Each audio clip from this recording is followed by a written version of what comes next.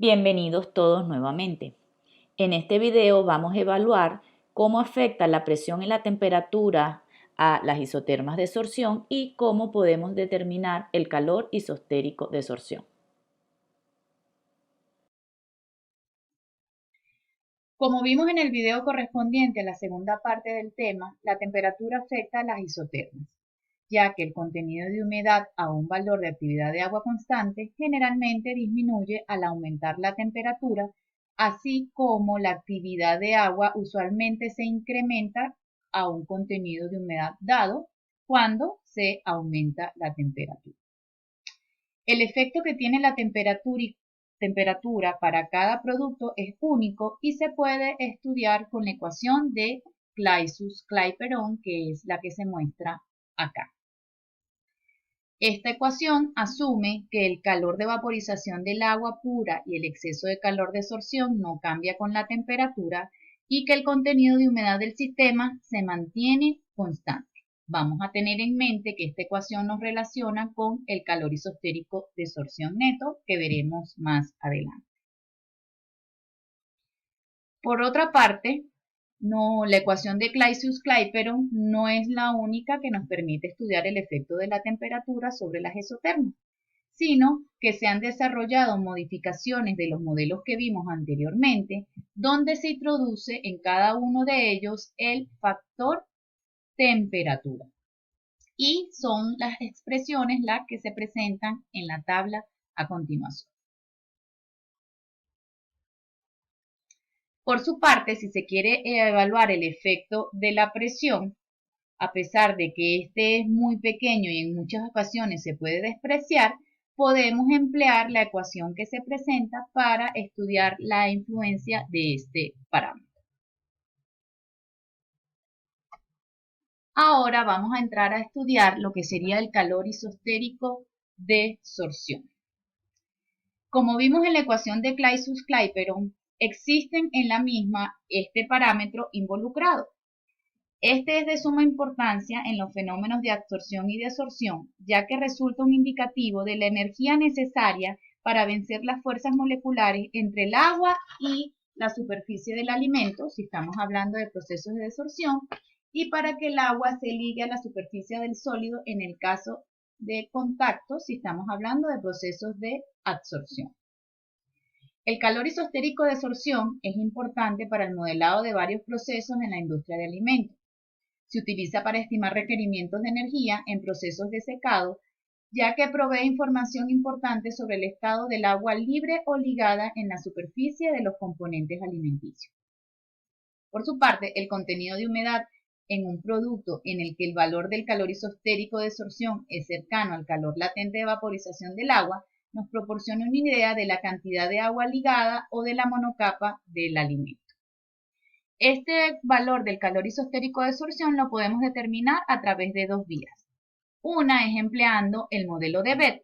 Recordemos que en el modelo de Beth existe un parámetro C, el cual está relacionado con el calor isostérico de sorción, ya que C es igual a la exponencial del calor isostérico de sorción sobre la constante universal de los gases por la temperatura. También, como vimos en la ecuación de Clausius-Clapeyron, está involucrado este parámetro. A continuación, estudiaremos un poquito cómo determinar este calor isostérico de sorción a partir de datos experimentales empleando la ecuación de Clausius-Clapeyron. Para calcular el calor isostérico de sorción con esta ecuación de Clausius-Clapeyron, debemos entonces conocer la isoterma a diferentes temperaturas y luego se realiza un gráfico de cómo varía el logaritmo de la actividad de agua versus el inverso de la temperatura, obteniendo entonces el calor isostérico de sorción de la pendiente, ya que estaríamos viendo cómo es la relación del logaritmo de la actividad de agua en función del inverso de la temperatura y entonces de la pendiente que relaciona estos dos parámetros, obtendríamos el calor de isostérico de sorción. Hay que tener en consideración de que para poder emplear estas ecuaciones, acuérdense que tenemos diferentes asunciones que se aplican, como lo es el calor de vaporización del agua pura y el exceso de calor de absorción no cambia con la temperatura, es decir, estamos asumiendo que no hay variación de este calor de vaporización con la temperatura, y sobre todo que el contenido de humedad del sistema se mantiene constante, lo cual es un factor muy importante, ya que cuando tengamos los valores de las isotermas a través de los modelos teóricos, vamos a tomar en consideración que tenemos que trabajar con contenidos de humedad constante.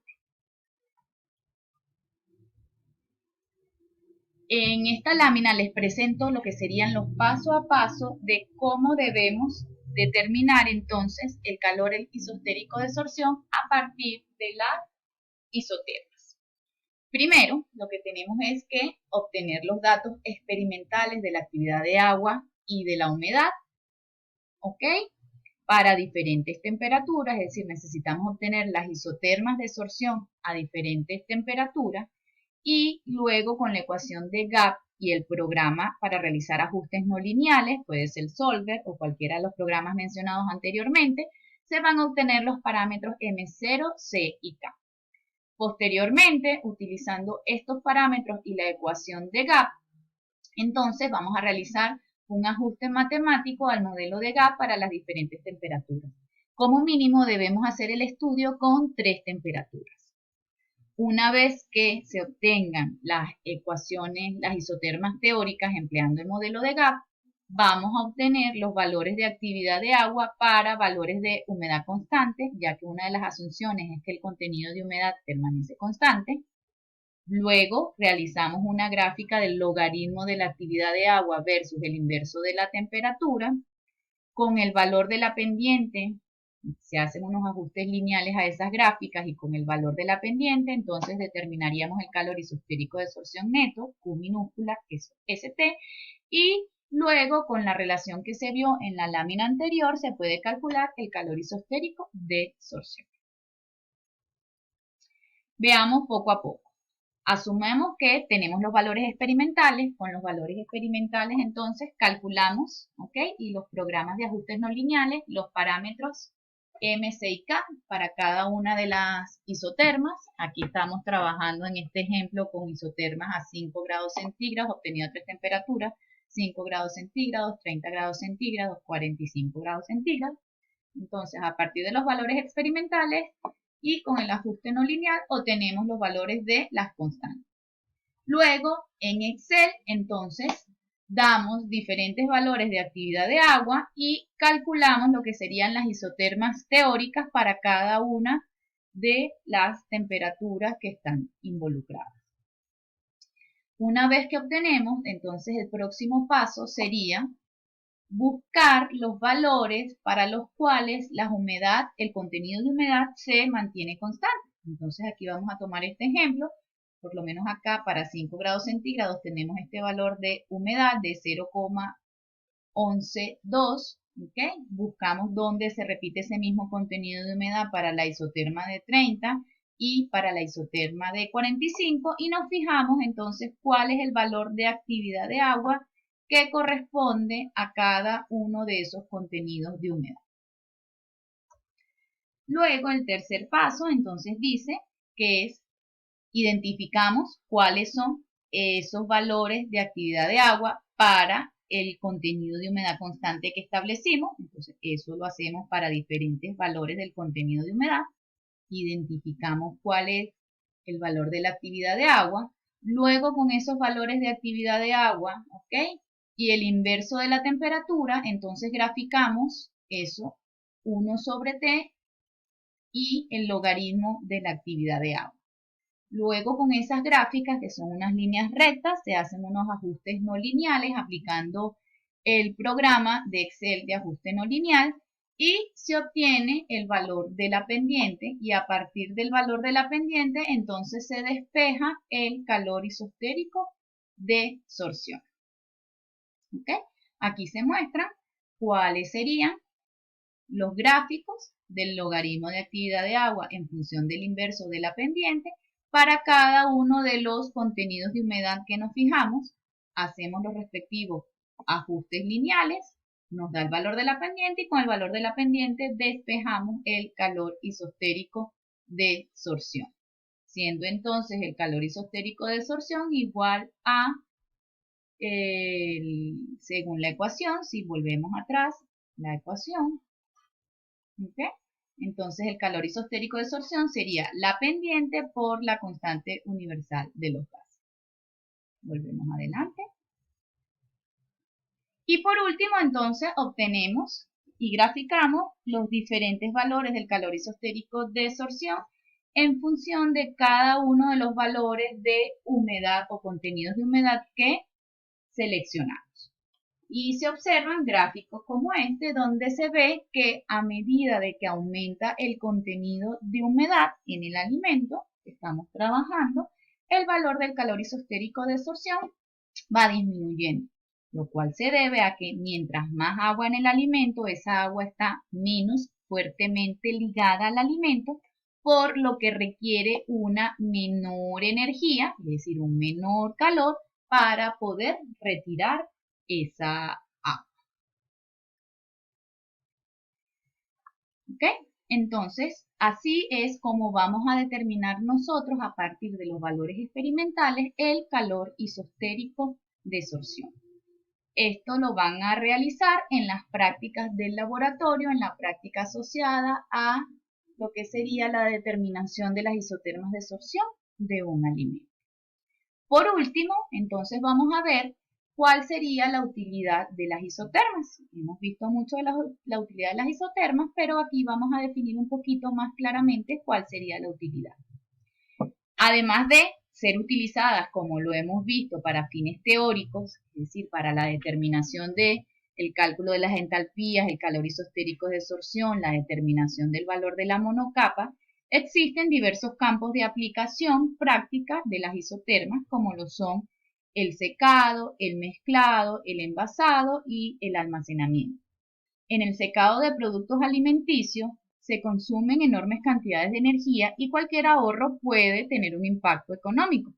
Por eso, el conocimiento de la isoterma permite la elección apropiada del punto final de la operación, el conocimiento de la humedad relativa máxima permitida para el aire de secado en el caso de procesos de secado por convección o la presión máxima permitida en el caso de secados a vacío o por liofilización.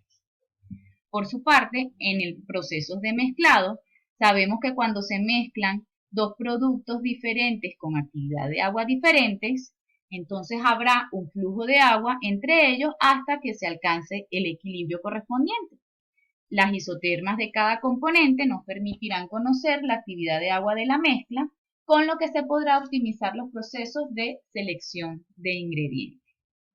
Desde el punto de vista del envasado y del almacenamiento, la permeabilidad del material de empaque utilizado determina la humedad relativa del aire con el cual estará siempre en contacto en el alimento y por lo tanto nos determinará también, nos ayudará a determinar el tiempo máximo de almacenamiento. Entonces fíjense que existen diversas utilidades prácticas de las isotermas y todo esto nos va a afectar o nos va a permitir ayudar a predecir lo que sería la estabilidad y vida útil del alimento, ya que al conocer el valor de la monocapa, al saber cuáles podemos ubicar al obtener las isotermas de sorción, a partir de qué valor de actividad de agua en el material se presentan aglomeraciones, por lo menos si estamos trabajando con alimentos en polvo, ¿ok? También podemos empezar a observar al obtener las isotermas experimentales a partir de qué valor de actividad de agua y contenido de humedad empieza el crecimiento microbiológico, donde se presentan cambios de textura y donde se presentan cambios en las estructuras presentes en los diferentes alimentos.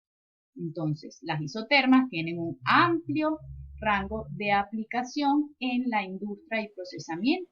Con esto terminamos este tema asociado a las isotermas de sorción. Muchas gracias.